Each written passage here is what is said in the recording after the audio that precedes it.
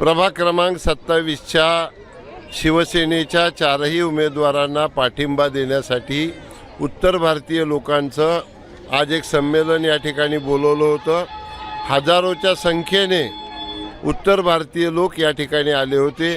आमचे सहकारी जिल्हा संघटक सन्माननीय यादव साहेब आणि त्यांचे सगळे सहकारी या ठिकाणी आलेले आहेत आणि उत्तर भारतीय लोकांनी एकमुखाने या चारही उमेदवारांना पाठिंबा देण्याचा निर्णय घेतलेला आहे।